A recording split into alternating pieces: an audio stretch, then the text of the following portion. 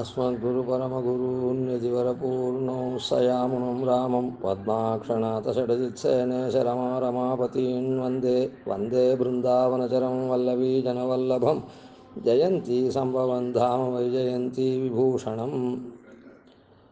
இந்த மானசீக ஆராதனத்தில்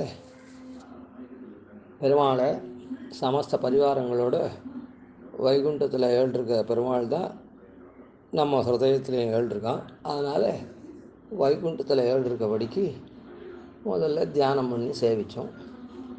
அதுக்கப்புறம் அந்த எம்பெருமான் தான் கேசவனா நம்முடைய உள்ளமாம் இந்த சரீரத்து உள்ளே இருக்கக்கூடிய ஹிருதய கமலத்தில் நம்முடைய ஆத்மாவோட கூட அந்த எம்பெருமான் எழுந்தருளிருக்கான். அவனுக்கு ஸ்ரத்தா அப்படின்ற நதியிலையும் அந்த சுத்தமான மனசு அப்படின்ற எண்ணம் அப்படின்ற ஜலத்தை கொண்டு அபிஷேகம் பண்ணி அவனை இடைவிடாது தியானம் பண்ணுறமே, சமாதி இடைவிடாத நாம் தியானம் பண்ணுறோம். அதுதான் அவனுக்கு புஷ்பம். 8 புஷ்பத்தில் அது 7வது புஷ்பம் தியானம் புஷ்பம் தத்தை வச்சான்னு சொல்லிச்சு. அந்த புஷ்பத்தினால அவனுக்கு அர்ச்சித்து நாம் அவனை ஆராதனம் பண்ணி ஏக்காக பண்ணுறோன்னா மறுபடியும் இந்த சரீரமாகிற பிறவியை எடுக்காமல் சரீரத்து உள்ள புகாமல் அந்த வைகுண்டத்திலேயே ஏழுக்கானோ இல்லை அவன்தான் இங்கே வந்து இப்போ நம்மால் ஆராதிக்கப்படுறான். அதனால் அவனுடைய அருள்னாலே அவனுக்கு இந்த மாதிரி திருமஞ்சனமும் புஷ்பமும் சமர்ப்பிக்கிறதுனால நாம் அங்கே வைகுண்டத்துக்கு போகணும் மறுபிறவி இல்லாமல் அப்படின்னு அப்படி அவனுக்கு ஆராதனத்தை நித்தியம் பண்ணுறோம். திருமஞ்சனம் பண்ணி புஷ்பத்தை சமர்ப்பிக்கிறதுனால அப்படின்னு பிரார்த்திச்சுட்டு அந்த நீராட்டத்தை பண்ணோம். நீராட்டம் பண்ணி புஷ்பம் சமர்ப்பிச்சா விட்டு பெருமாளுக்கு அதான் 3 விதம். ரொம்ப எவ்வளவு சமய சந்தர்ப்பம் இருந்தாலும் பெருமாளுக்கு திருமஞ்சனம் புஷ்பம் சமர்ப்பிக்கிறது அநேக உபச்சாரம் இல்லைன்னாலும் புஷ்பம் சமர்ப்பித்து அவனுக்கு நிவேதனம் பண்ணணும். அந்த நிவேதனம் என்ன பண்ணணும் அப்படின்னு சொன்னால், நிவேதனத்துக்கு ஒரு பாக்கிய பொருள் வெளிப்பொருளே கிடையாது. ஆனால் வெளிப்பொருளை தான் உதாரணமாக்கி பண்ணணும். இப்போ ஆண்டாள் கூட 100 தடாவில் வெண்ணெய் வாயிலேர்ந்து பராவி வைத்தேன், 100 தடா நிறைந்த அக்கார வடிசில் சொன்னேன் அப்படின்னு சொன்னான். அந்த அக்கார வடிசில் எப்படி இருக்கும் அப்படின்னா, சென்னல் அரிசி சிறுபருப்பு செய்த அக்காரம் நறுணை பாலால் அப்படின்னு அரிசி சென்னல் அரிசி சிறுபருப்பு பயத்தம்பருப்பு அப்புறம் அதை நல்ல நெய் குத்தி பால் குத்தி அக்காரம் வெல்லம் சேர்த்து அப்படி பெருமாளுக்கு அதை தான் மூட நெய் பெய்து முழங்கை வழிவார அப்படி இருக்கக்கூடிய நிறைய நெய்யை சேர்த்து பெருமாளுக்கு அந்த சமர்ப்பிச்சுட்டு எல்லாரும் குளிர்ந்து பாகவதாளோட கூட எல்லாரையும் சேர்த்து சாப்பிட்றோம் அப்படின்னு சொன்னான். அந்த மாதிரி இப்போது நமக்கு அந்த மாதிரிலாம் நெய் வாங்க முடியுமா, அப்படிலாம் நமக்கு பண்ண முடியுமா அப்படின்னா மனசால் அந்த மாதிரி நாம் நினைக்கலாம். மனசு விசாலமாக இருக்குது. மனசுனால் என்றதை சுத்தமான பொருள்களை கொண்டு எம்பெருமானுக்கு அந்த மாதிரிலாம் பக்குவப்படுத்தி சமர்ப்பிக்கிறதா பண்ணணும். அதுக்கு ஒரு மந்திரம் ஸ்லோக ரூபமாக இருக்கக்கூடிய மந்திரத்தினால பெரியோர்கள் காண்பிச்சிருக்கா. அதனுடைய அர்த்த விசேஷத்தை நாம் அனுசந்தித்து அதே மாதிரி இப்போ திருமஞ்சனாதிகள் மனசால் நாம் பண்ணால் போல புஷ்பத்தை சமைச்சா போல இந்த அர்த்தத்தை ஸ்லோகத்தை சொல்கிறது அந்த உபதேசாதிகள் பண்ணிண்டு சொல்கிறது. இல்லைனாலும் மனசால் நாமும் அதனுடைய அர்த்தத்தை நினச்சி அப்படியே பெருமாளுக்கு தியானம் பண்ணலாம். அப்படி சமர்ப்பிக்கிற மாதிரி அதான் 100 தடா நிறைந்த அக்கார வடிசில் சொன்னேன் அப்படின்னு ஆண்டாள் சொன்னாலும் அக்கார வடிசில் அங்கே இருந்ததா, 100 தடா இருந்ததா, அதெல்லாம் இல்லை. ஆனால் வாயினால் அப்படியே சமர்ப்பிக்கிறதா, அதாவது மனசனால் நினச்சி உனக்கு சமர்ப்பிக்கிறப்பா அப்படின்னு அப்படியே வாய் வெறும் சமர்ப்பிச்சிருக்கான். அதுபோல் நாமும் இந்த இடத்துல மானசீக ஆராதனத்தில் உயர்ந்ததான வஸ்துக்கள் இப்போது சில இடத்துல ஒரு கல்யாணம் கார்த்தியில் இவாத்து கல்யாணத்தை போல் எங்கேயுமே இந்த மாதிரி ஒரு ததியாரம் நடக்கலை. உங்கள் பாஷையில் சொல்லணும்னா இந்த மாதிரி ஒரு பஃபே சிஸ்டம், இத்தனை ஐட்டம் வச்சு இந்த மாதிரி எந்த இதுவுமே பண்ணல, அவ்வளோ ரிச்சாக பண்ணியிருந்தான் அப்படின்லாம் சொல்கிறவங்களோ. அந்த மாதிரி அதுக்கப்புறம் இன்னொரு இடத்துக்கு போனால் அதை காட்டிலும் இது உயர்ந்ததாக இருக்குது அப்படின்னு சொல்கிறோம். அந்த மாதிரி இந்த உயர்வுக்கு அளவே இல்லாதபடி நாம் மனசால் நினைக்கலாம். அவளுக்கு பணம் இருந்தது, அதனால் இவரை காட்டிலும் இவர் ரிச்சாக பண்ணார், இவரை காட்டிலும் அவர் ரிச்சாக பண்ணார் அப்படின்னு சொல்கிறோம். இது அப்படிலாம் இல்லை, மனசு தானே. அதனால் உயர்ந்தபடியாக நினச்சி பெருமாளுக்கு சமர்ப்பிக்கணும். அது எப்படின்னா, அந்த பெருமாளுக்கு எப்படி சமர்ப்பிக்கணும், என்னென்னத்தை சமர்ப்பிக்கணும் அப்படின்னா, பெருமாளுக்கு பாத்திரம், என்ன பாத்திரம் அப்படின்னா, நாம் சாதாரண ஆற்றுல பித்தளை பாத்திரம் அதெல்லாம் வச்சு சமர்ப்பிப்போம். முடிஞ்சால் கொஞ்சம் போகிறோம் வெள்ளி பாத்திரம் எதனா 1-2த்துக்கு சமர்ப்பிப்போம். ஏதோ திட்டமான அளவில் நெய் இதெல்லாம் சேர்த்து பண்ணி பெருமாளுக்கு சமர்ப்பிப்போம். ஒரு பக்ஷியம் அந்த மாதிரி ஏதோ சமர்ப்பிப்போம். 1 கரமுது 2 கரமுது அந்த மாதிரிலாம் சமைப்போம். இல்லை தயாரானா ஒரு 4-5 கரமுது, அவியல் அப்படின்னு ஒரு 10 கரமுது போட்டு சமைப்போம். கதம்ப குழம்புன்னு 10 கரமுது போட்டு சமைப்போம். அதெல்லாம் பண்ணுவோம்.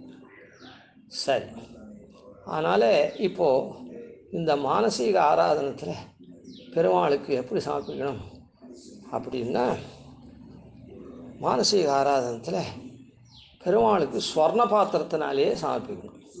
எப்படி? தங்க பாத்திரத்தில் ஸ்வர்ணத்து பாத்திரமாக சமர்ப்பிக்கணும். மனசு தானே, அதுக்கு என்ன துட்டு கொடுத்தா வாங்க போகிறோம்? இல்லை. அதனால் அந்த ஸ்வர்ண பாத்திரம் கூட வெறும் ஸ்வர்ணமாக இருக்கக்கூடாது. வெளிப்பக்கமெல்லாம் ரத்தனம் இழைச்சதாக இருக்கணும். அந்த பாத்திரம் ஸ்தாலி எப்படி, ஸ்தாலின்னா பாத்திரம்னு அர்த்தம். அந்த ஸ்தாலி எப்படி இருக்கணும்னா, சுவர்ணத்தில் ஆனதாகவும் ஸ்வர்ணமயமாகவும் ரத்ன கச்சிதங்களாகும். பல மணிகள் அதில்.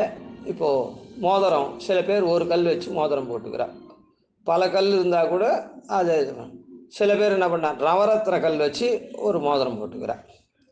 அந்த மாதிரி பல மணிகள் நவரத்னங்களாலே இழைக்கப்பட்டதான அந்த பாத்திரத்தில் எப்படி பண்ணணும்? எண்ணெயினால் பக்ஷியங்கள்லாம் தளியெல்லாம் பண்ணக்கூடாது, நெய்யினால் பண்ணணும். அதாவது கடுகு திருமாறுறதுன்னா கூட நெய்யில் திருமாறணும். பக்ஷியங்கள்லாம் பண்ணுறதுனாலும் நெய்யில் திருமாறணும். ஏதோ ஆயில் அப்படின்னு சொல்லிட்டு ஏதோ ஒரு ஆயில், சோயாபீன்ஸ் ஆயிலில் கொண்டு பண்ணக்கூடாது. அதெல்லாம் உதவாது. பெரியவாள் எடுத்தது நல்லெண்ணெய், கடலெண்ணெய் எடுத்துட்டு அதில் தான் பெருமாளுக்கு பண்ணணும். அதே மாதிரி பெருமாளுக்கு சமர்ப்பிக்கிறதையாவது நல்ல பாத்திரங்களில், பித்தளை பாத்திரம் இல்லை வெள்ளி பாத்திரத்தில் சமர்ப்பிக்கணும். ஒரு 4-5 வஸ்து ஒரு நாளைக்கு பண்ணுறோம், குழம்பு, சாத்துந்து, கரமது அப்படின்னு சொன்னால் அதெல்லாம் இரும்பு பாத்திரமாக இருக்கக்கூடிய எவர்சல் இல்லை பெருமாளுக்கு. சரி, மொத்தத்தையும் எடுத்து வைக்கிறதுக்கு அந்த மாதிரி பாத்திரம் இருக்குமா அப்படின்னு சொன்னால் பித்தளை பாத்திரம் வாங்கி வச்சு பண்ணலாம். அப்படி இல்லைன்னா கொஞ்சம் கொஞ்சமாவது இல்லை, பெருமாளுக்கு சமர்ப்பிக்கிறதுக்காக ஒரு சின்னதாக ஒரு தட்டு வாங்கி அதில் எல்லாத்தையும் கொஞ்சம் கொஞ்சம் சமர்ப்பித்து மீதியை பக்கத்தில் வச்சு சமர்ப்பிக்கணும். இரும்பாலும் கையாலும் இட்டவெல்லாம்னு நாம் இரும்பு கரண்டியால் சாய்க்கிறது அது இது பண்ணால் சாப்பிடக்கூடாது, தோஷம் அது. அதே மாதிரி கையால் சாய்க்கக்கூடாது அப்படின்னு சொல்லப்பட்டிருக்கு. அதனால் பெருமாளுக்கு ஒரு பித்தளை தட்டாவது வச்சுட்டு அப்படி குழம்பு சாத்துந்தெல்லாம் சின்னதாக பித்தளை பாத்திரம் வச்சுட்டு அதில் கொஞ்சம் இது பண்ணிட்டு மீதி குழம்பை நம்ம சௌகரியப்படிக்கு அந்த பாத்திரத்தில் வச்சு அதையும் கூட வச்சு, அதாவது பிரதானமாவது ஒரு அந்த பாத்திரம் இருக்கா மாதிரி பார்த்துக்கணும். சரி, அதனால் இப்படி சுவர்ணமயமான மணிகள்னால் இழைக்கப்பட்டதானே, நவரத்னங்களால் இழைக்கப்பட்டதான பாத்திரத்தில் கோகிருத்தாக்தான்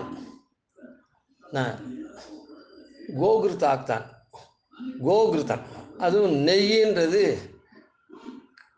எரும நெய், அந்த நெய்யெல்லாம் எந்த நெய்யும் கூடாது, பசு நெய்யால் கோகிருத்தாக்தான். அப்புறம் பக்குவம், ஒரு உதாரணத்துக்கு சொல்கிறேன்.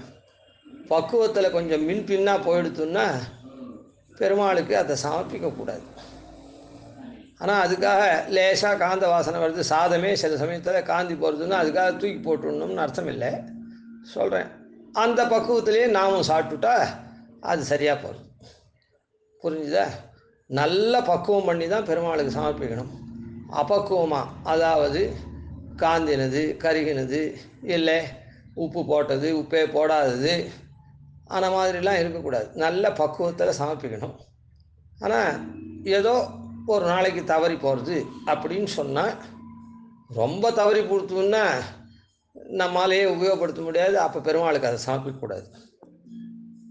அது வேஸ்ட்டாக போனாலும் போகிறதுன்னு விட்டுடணும். இல்லைன்னா அந்த எந்த பக்குவத்தில் பெருமாளுக்கு சமைச்சோமோ அந்த பக்குவத்தில் நாம் சாப்பிட்டோம்னா அதை, புரியுதா? அது மாதிரி கொஞ்சம் உப்பு கம்மியாக இருந்து, இல்லை கொஞ்சம் உப்பு கூட இருந்தது, அப்படியே சாப்பிட்ணும். அதே மாதிரி கொஞ்சம் லேசாக காந்த வாசனை வருது அப்படின்னா அதை மொத்தத்தையும் தியாஜ்யம் பண்ண முடியாது. அப்படின்னா அதை பெருமாளுக்கு சமைச்சா நம்ம அப்படியே சாப்பிட்ணும். என்ன, அதனால் சுபக்வான், நல்ல பக்குவமாக கோகிருத்தத்தினால செய்யப்பட்டதாயும் பசு நெய்யால் பண்ணப்பட்டு நல்ல பக்குவமாயும் என்னென்ன வஸ்துக்கள் பெருமாளுக்கு அப்படின்னு சொன்னால் பக்ஷியங்கள். சில பேர் தளிகை கேட்டால் இன்றைக்கி என்ன தளிகை விசேஷம் அப்படின்னு கேட்டால் ஒரு ததியாராணியாக இருக்கும். சாதம், பருப்பு, நெய், மோர் குழம்பு அப்படின்னு ஆரம்பிச்சுட்டு போவாள். அதாவது கண்டேன் சீதையைன்னு முதல்ல சொல்லணும். சீதையை கண்டேன் அப்படின்னு சொல்கிறதுக்கு ஐயோ சீதையை நான் பார்த்தானா பார்க்கலையே தெரியலையே அப்படின்னு சந்தேகம் வரக்கூடாது. அதனால தான் அனுமான் என்ன பண்ணால் கண்டேன் சீதைன்னு சொன்னான். அந்த மாதிரி ஒரு தளிகை என்ன இன்றைக்கி அவாத்தில் ததியாரான்ல அப்படின்னா டக்குன்னு பிரதானமாக இருக்கிறது சொல்லணும். சாதம், பருப்பு, நெய் எல்லாம் தான் சாய்ச்சா, அதுதான் முதல்ல சாய்ச்சா, அதனால் மோர் குழம்பு அப்படின்னு சொல்லிட்டு வரக்கூடாது. வெண்டைக்காய் தான் போட்டு அப்புறம் கூட்டு கரமது அப்படின்னு சொல்லிகிட்டே போய் சாத்துன்னு சொல்லி அப்புறம் பக்ஷின்னு சொல்லக்கூடாது. அந்த மாதிரி இங்கே பெருமாளுக்கு என்ன எப்படி பண்ணணும்னா நன்னா பக்குவமாக பண்ணப்பட்ட பக்ஷியங்கள். இதிலேருந்து இன்னொன்று தெரிஞ்சுக்கலாம். அந்த பக்ஷியம்னு முதல்ல சொல்கிறதுனால இந்த பக்ஷியங்கள்லாம் முன்னமே பண்ணி வச்சுக்கலாம்.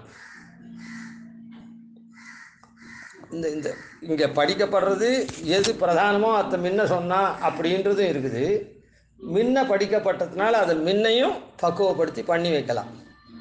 அதனால் என்ன லாபம் அப்படின்னு சொன்னால் அதை முன்ன பண்ணிட்டோம்னா அதனுடைய நெய் மீறுறது. இப்போ பக்ஷியங்கள்லாம் பண்ணால் மீறுமோல்ல, எண்ணெய் மீறுமோல்ல, அந்த எண்ணெயை திருவாரத்துக்குள்ள அதுக்கெலாம் எடுத்துக்கலாம்,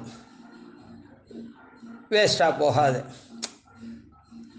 அது தொடர்ந்து பண்ணுச்சு, அதே மறுநாள் வச்சு பண்ணுறது அது இழப்போம். அதை அந்த அந்த காஞ்ச எண்ணெய் இருக்குது, அதுக்கு அப்பத்தெண்ணெய்ன்னு சொல்லுவா, இல்லை என்ன சொல்கிறாங்களோ அந்த இப்போது பக்ஷணம் பண்ணி மீறுற எண்ணெய் இருக்குது, அப்போது தேங்காய்லாம் பண்ணுறா, வடை பண்ணுறா அப்படின்னா அதை போட்டு எடுத்து மீதி எண்ணெயை அப்பத்தெண்ணெய்ன்னு சொல்கிறது, இல்லை சுட்ட எண்ணெய்ன்னு சில பேர் சொல்லுவாள். அந்த எண்ணெயை அப்படியே அந்த சூட்டோடவே மேலே மேலே அதை உபயோகப்படுத்திட்டா சரி. வச்சுண்டு மறுபடியும் அதை சூடுபடுத்தி பண்ணுறதுன்றதெல்லாம் கூடாது.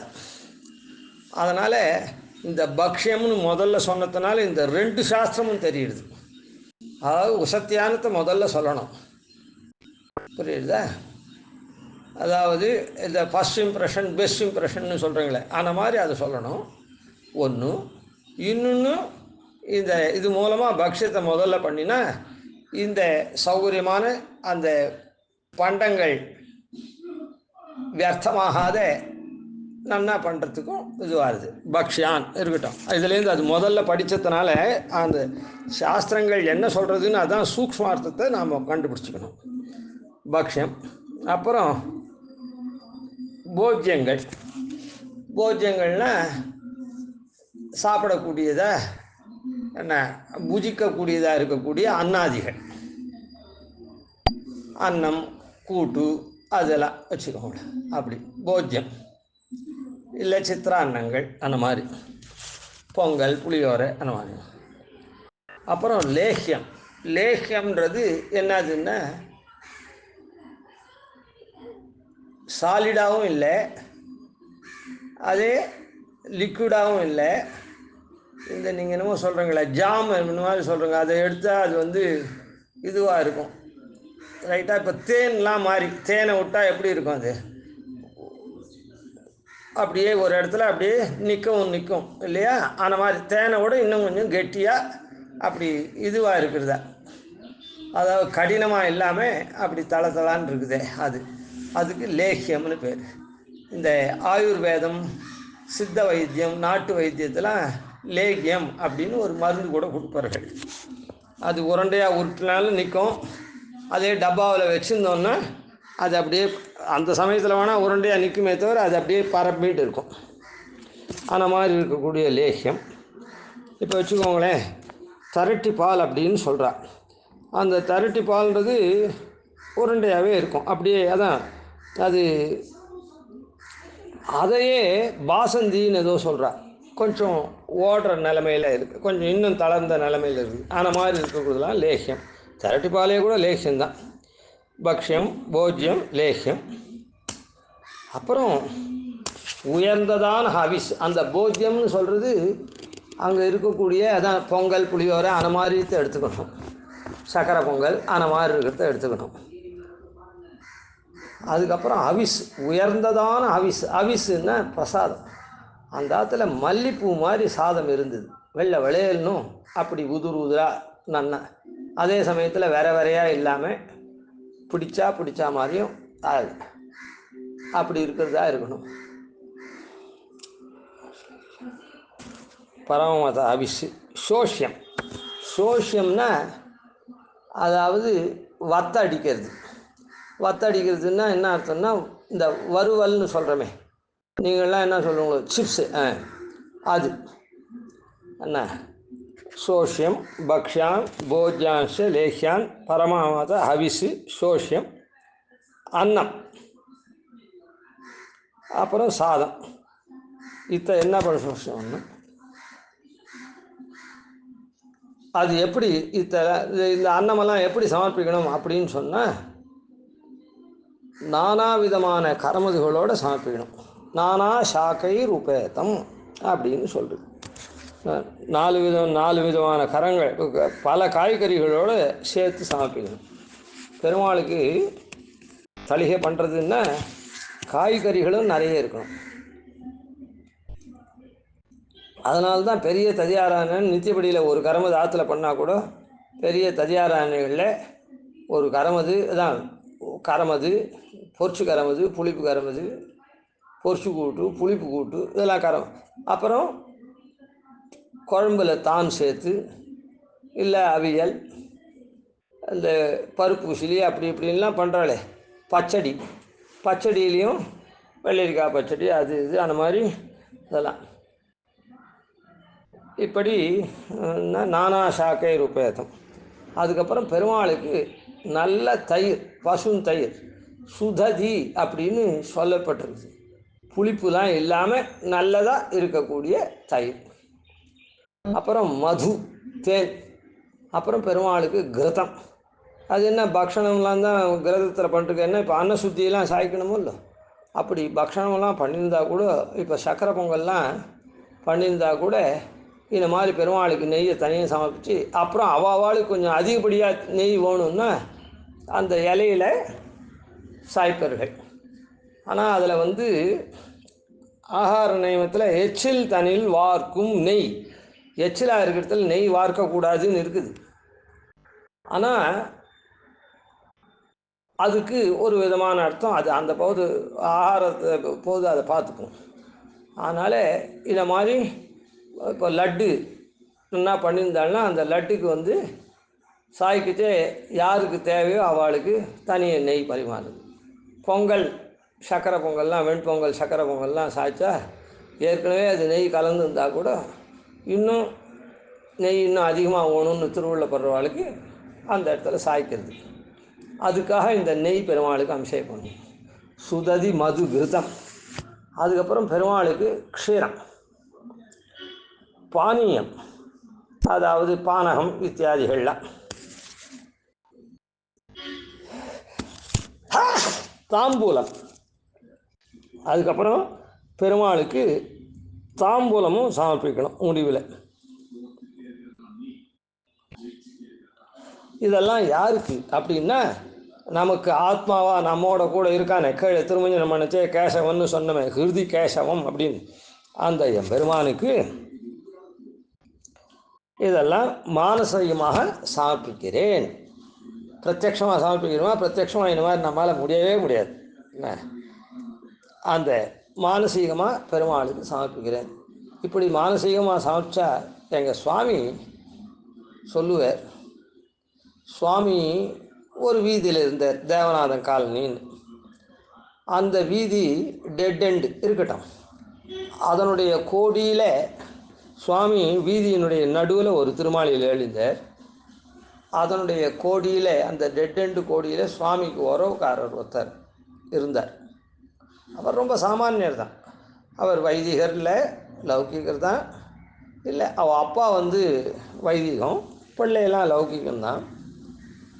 ஆனால் திட்டமான சம்பாத்தியம்தான். திட்டமான சம்பாத்தியம் அப்படின்னு தான் நினைக்கிறேன். ஒன்றும் லட்சக்கணக்கில் அந்த காலத்தில் சம்பாதிக்கிறவர் இல்லை, அதில் ஒன்றும் சந்தேகம் இல்லை. இப்போ தான் இந்தியாவிலையும் C2C அப்படின்னு சொல்லி 2 லட்சம் 4 லட்சம் அந்த மாதிரி கூட கொடுக்குறா போல் இருக்குது. அதாவது MNCயில் ஒர்க் பண்ணாக்கா இருந்துட்டு போட்டோம். அதனால்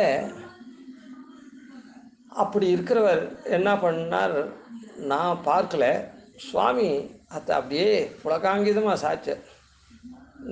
என்றைக்கோ அந்த இன்சிடெண்ட் நடந்த இன்றைக்கி மறுநாள் நான் போச்சு, நேற்று அவன் பேரை சொல்லி, அவன் சுவாமிக்கும் உறவு, நேற்று அவன் பெருமாளுக்கு திருவாராதனத்துக்கு தங்க வட்டில்லாம் பண்ணிருக்கான். ஆற்று பெருமாள் திருவாராதனமே சின்ன வட்டில் தான், வெள்ளி வட்டிலாக இருந்தால் கூட இருக்கட்டும், அதுலேயும் கொஞ்சம் முக்கா சைஸுக்கு சின்னதாக தங்க வட்டில் பண்ணிருக்காண்டா பெருமாளுக்கு. அதாவது 5 வட்டில் வச்சுக்கிறோமோ இல்லை, அர்க்கியம் பாத்தியம் ஆச்சமனியம் ஸ்நானியம் சர்வார்த்தத்தோயம் 5 வட்டில் உத்ரிணி இதெல்லாம் தங்கத்தில் பண்ணிருக்கான். இப்போது நியமேன ஐஷிங்கருடைய திருவாராதனத்தில் அபிமன ஆராதனத்தில் தங்க வட்டில் தங்க பாத்திரங்கள்லாம் இருக்குது. ஆனால் அதுக்கு பெருசு இருக்கட்டும்.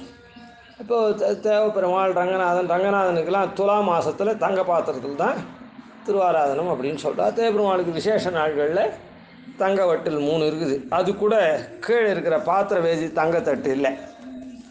சொல்கிறேன், ரங்கநாதனுக்கு எப்படி இருக்குதோ தெரியாது, திருவேங்கடமுடியான் எல்லாருக்குமே திருவேங்கடமுடியானுக்கு தங்க பாத்திரத்தில் தான் திருவாராதனம். அந்த சமர்ப்பிக்கிற சங்கம் உத்ரிணி எல்லாமே சங்கம் பெருசாக இருக்குது. அந்த மாதிரி அங்கெல்லாம் இருக்குது, மடத்தில் இருக்குது, இருக்கட்டும். இந்த ஆற்றுல அவன் திட்டமான வருமானத்தில் இருக்க தங்க பாத்திரத்தில் பண்ணிருக்கான் அப்படின்னு.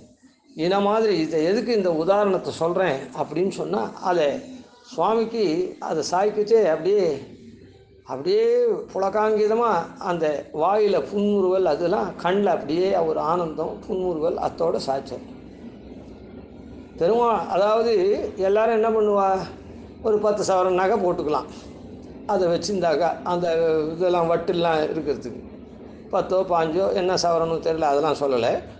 அது நகை போட்டுப்பா, அது ஒன்றும் பெரிய இது இல்லை. ஆனால் மாதிரி இல்லாத பெருமாளுக்கு பண்ணிருக்காண்டா அவன் அப்படின்னு சந்தோஷமாக சாய்ச்சார். அந்த மாதிரி எதுக்காக இப்போ இதை சொல்கிறேன்னு சொன்னால், நாம் இந்த மாதிரி சவ்வர்னே ஸ்தாலிவரியே மணிகண கச்சித்தே அப்படின்னு இப்படிலாம் உனக்கு உயர்ந்த ரத்னம் இழைத்த சொர்ண பாத்திரத்தில் இப்படிலாம் நான் சமர்ப்பிக்கிறேன் மானசீகமாக நித்தியம் இந்த மாதிரி உயர்ந்த விஷயத்தை அனுசந்தானம் பண்ணிகிட்டே வந்தால் நமக்கு கூட பெருமாளான மாதிரி ஒரு யோகத்தை கொடுக்கலாம். சொர்ண வட்டெல்லாம் பண்ணி சமர்ப்பிக்கிற மாதிரியான யோகத்தை, அதிருஷ்டத்தை கொடுக்கலாம். யோகம்னா புதுசாக வர விஷயம், க்ஷேமம்னா இருக்கிறத பரிபாலனம் பண்ணுறது.